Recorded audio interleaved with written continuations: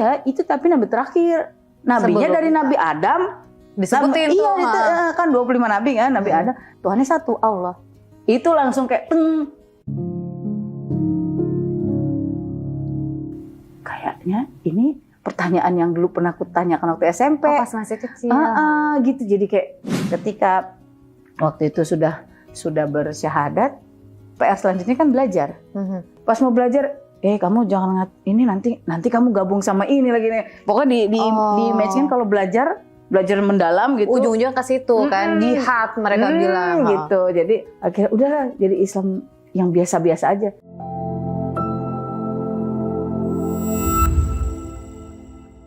Assalamualaikum warahmatullahi wabarakatuh. Selamat datang teman-teman di Diary Mimi. Dan alhamdulillah hari ini kita akan berjumpa lagi dengan sosok yang Masya Allah ini luar biasa sekali. Sahabat saya, kakak saya yang benar-benar melihat perjalanan beliau itu, bikin iri kita semua. Kita yang memang sudah terlahir sebagai muslim, terkadang perjuangannya kok segini-segini aja. Tapi beliau perjalanannya Masya Allah.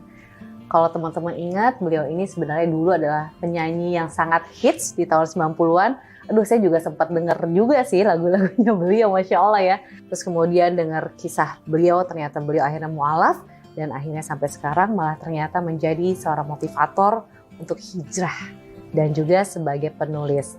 Dan Masya Allah baru-baru ini beliau juga baru saja meluncurkan buku yang menurut saya keren banget.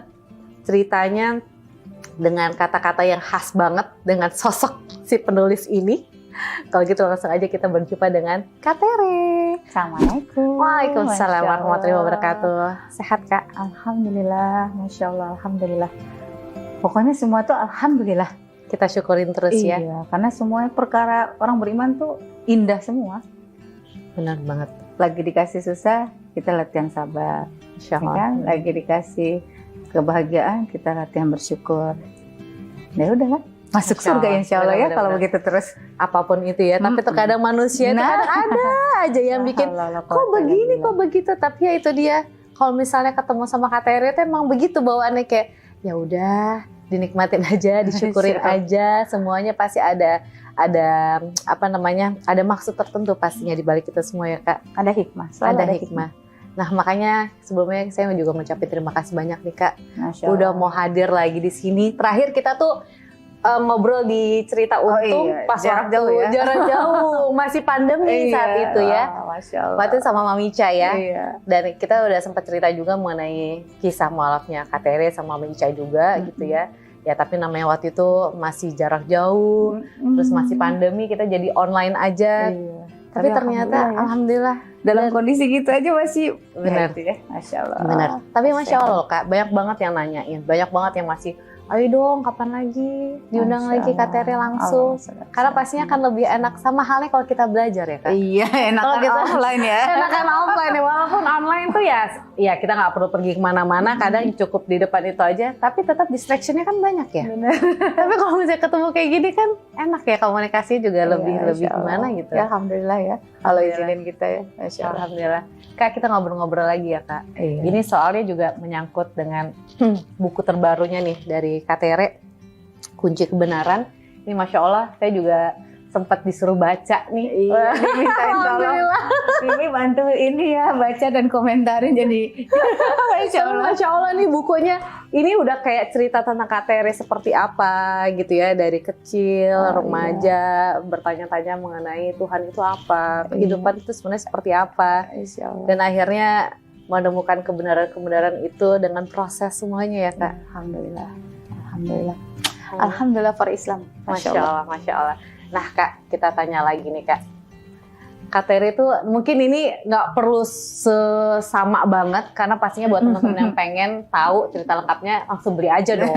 Bantu support ya untuk beli biar tahu gimana isinya. Tapi kita akan coba sedikit demi sedikit kita kupas gitu ya. Dari Kak Tere dulu yang belum memeluk Islam gitu ya. Itu gimana sih Kak? Kalau saya baca dari perjalanan Kak Tere kan ternyata Kak Tere emang dari dulu tuh dari kecil emang udah mikir. Tukang mikir gitu ya. Kepo gitu ya. Pengen apaan sih ini? Kenapa begini sih? Kenapa kita harus lahir sih gitu-gitu. La haula wala quwata illa billah. Allahumma shalli ala sayyidina Muhammad wa ala sayyidina Muhammad. Ya Masya Allah. Karena ternyata setelah kenal Al-Quran baru tahu sebenarnya kita semua itu Muslim. Cuman sejak kita masih di alam ruh ya, karena kan manusia itu kan sebelum sampai ke alam dunia kan ke alam ruh, alam kandungan, baru alam manusia, nanti alam barzah ya, kita masuk ke alam kubur, terus baru nanti dibangkitkan ke alam akhirat. Tapi Masya Allah, ternyata Allah udah kasih itu default setting kita itu sesuai fitrah kita itu berserah diri. Makanya jangan heran kalau dalam sepanjang perjalanan umat manusia di muka bumi ya, selalu ada yang disembah ya. Mulai dari itu, ya kan, nyembah batu, nyembah pohon, nyembah batu, apa semuanya. Ya, karena memang hakikatnya kita hamba. Oh, gitu. Allah nyiptain kita tuh emang jadi hamba. Masuk akal sih, bener ya. Bener kan? Allah sebagai pencipta sudah mendesain kita tuh memang untuk jadi hamba, gitu. Makanya akan selalu mencari the greatest power, which is dia kalau itu kan balik lagi ke knowledge ya. Kalau dulu belum ngerti kan, zaman masih manusia gua ya udahlah dia sembah batu, lihat pohon sembah pohon, ya kan lihat sungai sembah sungai, gunung ya kan gitu kan. Semuanya disembah gitu ya. Karena menyadari bahwa fitrahnya memang kita kecil, kita tuh bukan siapa-siapa gitu, tapi lagi-lagi indahnya Al-Quran ya, kalam Allah ini memberikan ilmu yang luar biasa, membuka akal ya. Kita tuh sebenarnya kan udah Allah kasih ya. Selain tadi udah dikasih default settingnya sebagai hamba, Allah juga kasih default setting akalnya manusia itu bisa berpikir untuk membuat keputusan yang set of decisionnya tuh berdasarkan sejumlah knowledge yang sebelumnya di riset dulu gitu. Beda dengan sistem limbik ya kalau di hewan ya, dia naluriah aja. Dia cuma ada di saraf belakang ya. Jadi gerak refleks tuh contohnya kalau kita kena api panas itu kan gitu. Itu sistem limbik tuh. Sementara kalau kita kan sistem korteks ya. Otak kita itu memungkinkan kita untuk menganalisis lebih dulu. Makanya semakin manusia itu menggunakan panca indera dengan baik, Masya Allah dia akan semakin merasakan betapa maha dahsyatnya kebesaran Allah. Masya Allah. Gitu. Benar-benar Masya Allah. Berarti Kak Tere itu dari kecil pun memang udah kepo gitu. Udah kepo gitu tuh. Bener. Tapi waktu itu orang tua gimana menghadapi kekepoannya Kak Tere? Iya dulu dikasih tahu buku yang Hasanah. Ingat nggak zaman dulu tuh ada buku Hasanah dinosaurus alam. Oh iya. Kan pernah ada tuh yang jadi bukunya berseri-seri gitu. Itu dikasih gitu suruh baca. Emang doyan baca dan alhamdulillah dulu tuh emang dibesarkan dengan keluarga yang sangat bersahabat dengan atmosfer membaca gitu. Jadi aku dulu kecilnya tuh ngabisin waktu di perpustakaan papaku. Emang suka gitu ya? Papaku emang ada perpustakaan gitu. Jadi dari kecil tuh udah asik aja di situ di dalam perpustakaan gitu. Padahal belum bisa baca tuh udah halus udah dekat gitu ya. Sosok baca gitu. Sosok jadi pembawa berita, terus sosok lagi ngeriset gitu. Bawa loop ya, bawa kaca pembesar kayak Conan gitu ngeliatin kayak gitu. Sosok jadi jadi ilmuwan gitu. Masya Allah. Itu Masya Allah. Tapi emang yang nggak heran ya, ayat pertama yang Allah izinkan disampaikan kepada baginda Rasulullah sallallahu alaihi wasallam ya. A'udzubillahi minasyaitonirrajim. Bismillahirrahmanirrahim. Iqra bismi rabbikal ladzi khalaq. Khalaqal insana min 'alaq. Iqra wa rabbukal akram. Nah itu Masya Allah, sadaqallahul azim. Itu menjelaskan bahwa kita ini memang Allah jadikan hamba dengan purpose. Kita memang dikasih ilmu sama Allah. Bacalah dengan nama Tuhanmu yang menciptakan.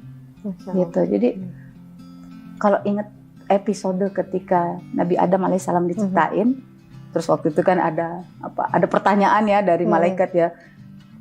Allah ditanya sama malaikat,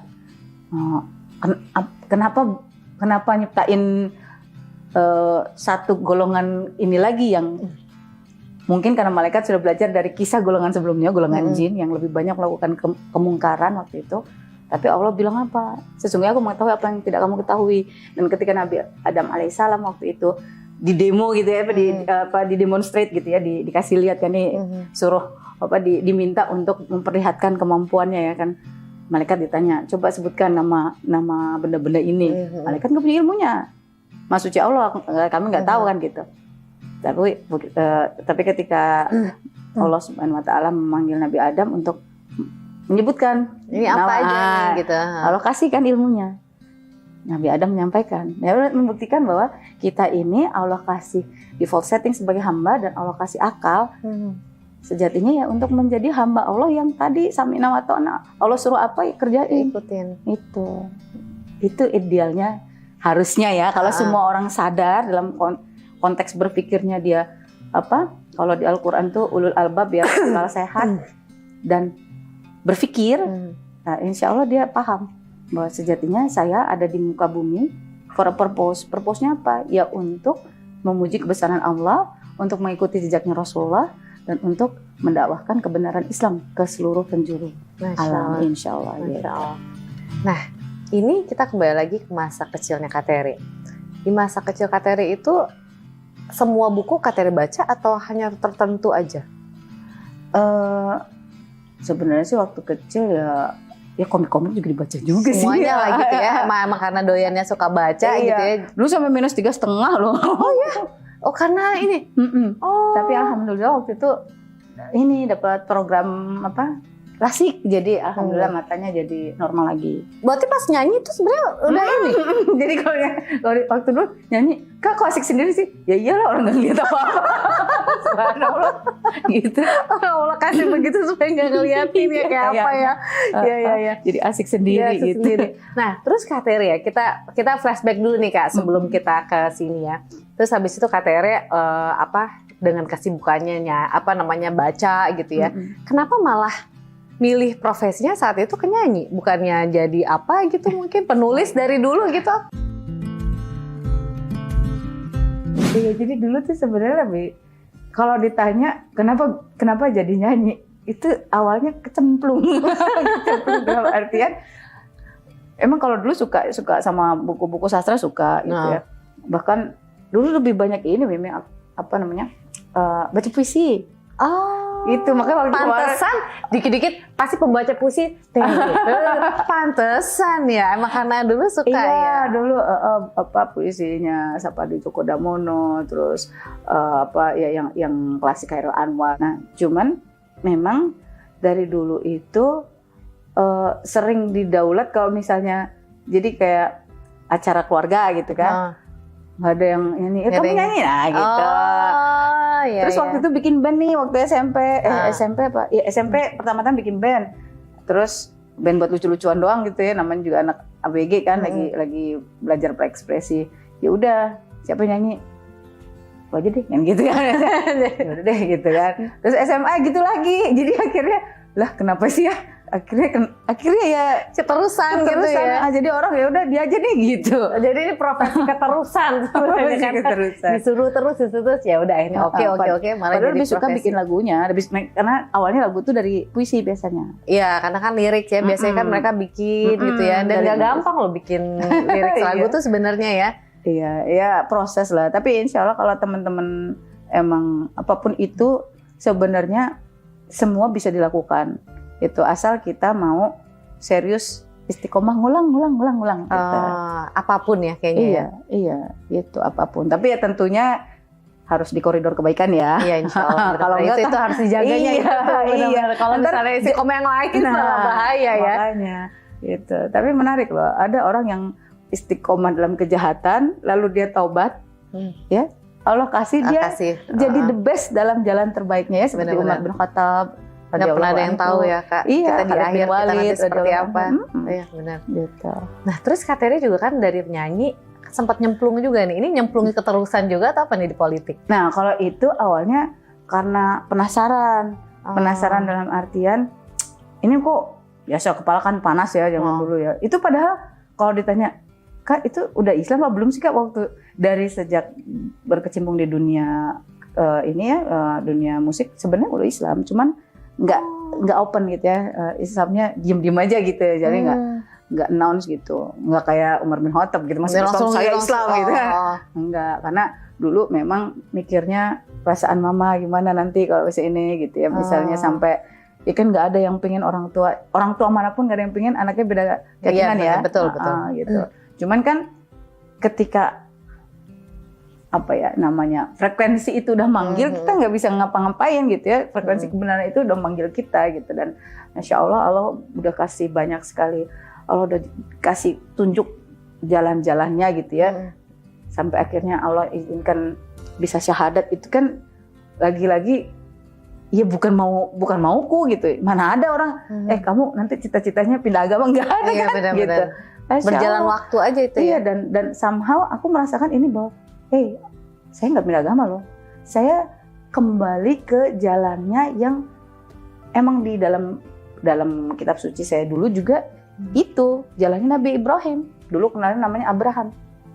Jalan Nabi Ibrahim. Kalau kita telusuri, ya kan Nabi Muhammad SAW itu meluruskan kembali jalannya Nabi Ibrahim yang dilencengkan setelah ratusan tahun ya, karena sempat ada kekosongan Nabi. Bayangin aja kan Nabi Isa ke Nabi Muhammad SAW aja hampir 600 tahun. Iya. Kita aja sebulan bisa nyasar kan ya, 600 tahun ya. Iya, cukup gitu. lama banget ya. Makanya. Nah berarti Kateri ini menarik juga deh. Berarti ketika masa-masa nyanyi politik itu Kateri itu sebenarnya udah muslim? Sudah muslim tapi belum kafah. Nah ini gimana ceritanya? Kateri itu kenal dengan Islam gitu, walaupun ya kata Kateri tadi ya udah syahadat malah fitrah. Cuma maksudnya apa yang membuat Kateri deket ke situ gitu? Jadi memang lagi-lagi ya, memang kalau kata Rasulullah SAW itu agama itu nasihat, dan perhatikanlah teman-temanmu karena agama temanmu itu akan menjadi agamamu juga gitu, dalam artian yang diyakini, nilai-nilai yang diyakini oleh circle kita itu akan mempengaruhi cepat atau lambat, sadar atau tidak kepada kita gitu. Dan itu dulu nggak paham gitu, jadi ya karena proses pencarian siapa Tuhanku itu, alhamdulillah Allah tunjukkan ya sampai akhirnya bisa mengenal Al-Quran, bisa baca Al-Quran terjemahannya, dan dapat insight-nya gitu ya, bahwa ya iya sih emang semua ini punya masa tayang dari lahir sampai dipanggil gitu iya, diwafatkan gitu. Dan dia juga makhluk gitu, nggak mungkin seorang makhluk menjadi pencipta tuh fiktif gitu ya. Subhanallah, itu lagi-lagi proses berpikir ya yang Allah izinkan dalam masa itu. Tapi ketika setelah bersyahadat itu ada proses lain yang seharusnya, makanya kan biasanya from mu'alaf to mukalaf ya. Mu'alaf kan yang dilunakkan hatinya. Mukalaf itu orang yang sudah dibebani taklif atau hukum syariat kan gitu. Dia syaratnya udah akil balik ya kan, berakal, nggak gila gitu kan, dan kondisi sadar, nggak lagi tidur gitu. Jadi makanya semua hukum syariat, ketentuan Allah itu harus dikerjakan oleh yang sudah mukallaf gitu. Kalau buat anak-anak kan belum wajib sholatnya, tapi ketika kita sudah haid misalnya ya, kalau untuk perempuan ya udah otomatis kan, makanya wajib buat makanya kan kita selalu bilang ke anak kan, nak kamu udah dewasa ya, ini sekarang udah sama kamu nih ininya itu. Dosanya ditanggung sendiri, gitu kan kita ngomongnya. Nah itu, dan untuk proses sampai ke situ itu kan perlu ilmu. Makanya kan kata Imam Syafi'i menyampaikan, pertama kali yang harus dilakukan oleh seseorang yang sudah akil balik adalah mencari keberadaan Tuhannya. Jadi bukan jadi agama warisan. Kan problemnya sekarang banyak gitu ya. Agama jadi warisan gitu ya. Jadi hanya mengikuti dan nurun nenek moyang aja gitu ya. Apa yang dulunya agama yang dianut sama nenek moyang kita berarti ya itu gitu. Dan nggak mau cari tahu lagi masalahnya. Nah itu. Padahal Allah bilang apa? Berpikir, cari. Apakah kamu nggak mau berpikir gitu, melihat tanda-tanda pergantian siang dan malam, bahkan di bukti yang ada di tubuhmu sendiri. Banyak banget yang Allah kasih, tapi lagi-lagi pada saat itu kan aku masuk Islam bersyahadat itu sebenarnya ya, maksudnya aku sadar bahwa I am a Muslim gitu. Ketika waktu itu sudah bersyahadat, PR selanjutnya kan belajar. Nah, pas nggak lama setelah itu peristiwa 9/11.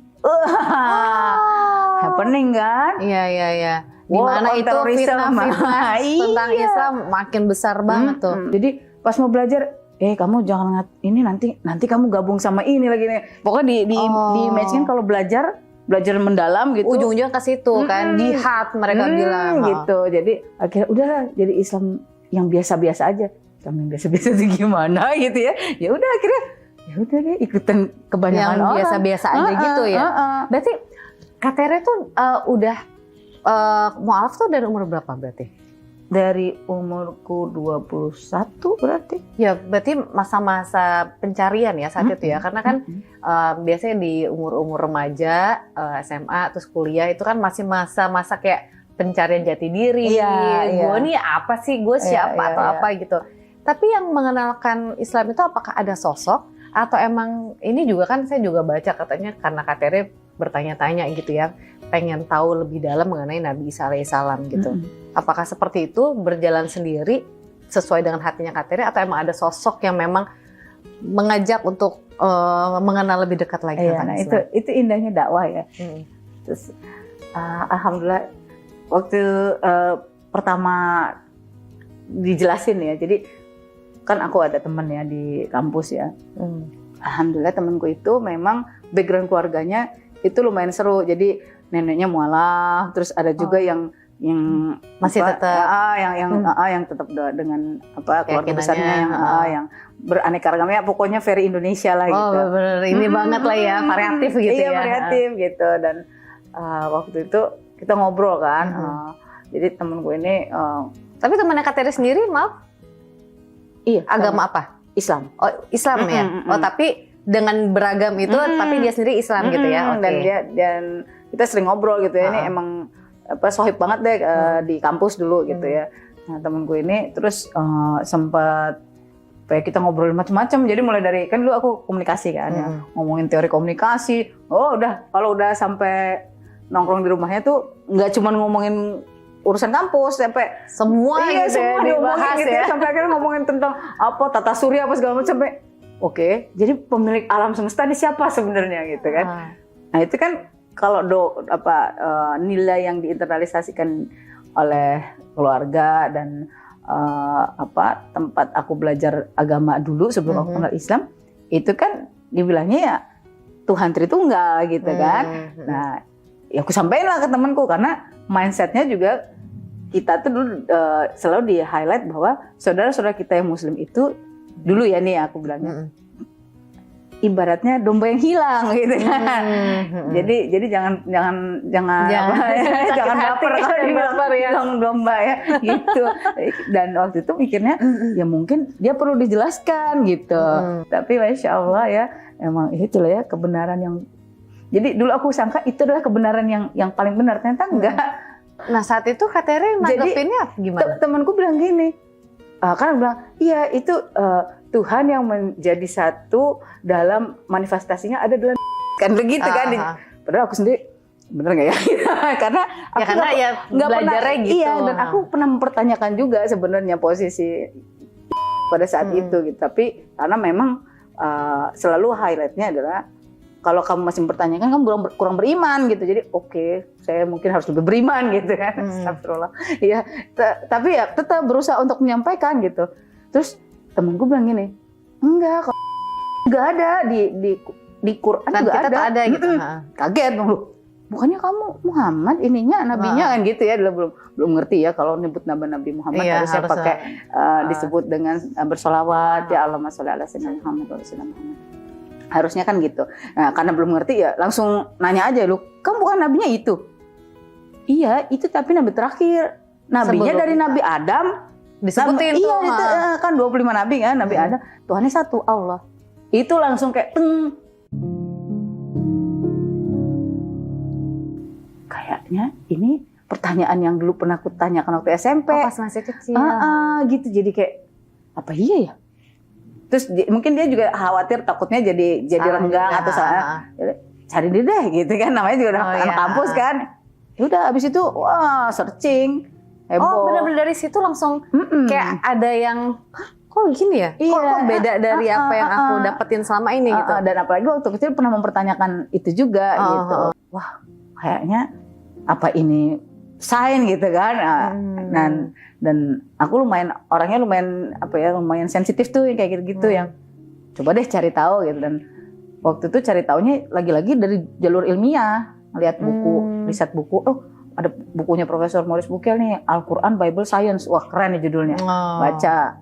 Dari situ ternyata Profesor Maurice Bucaille juga akhirnya itu kan peneliti dari Perancis ya, dia juga dokter dan dia ngeriset itu kadar garam di mumi. Dia bingung kok nih mumi kadar garamnya tinggi sendiri dibanding yang lain.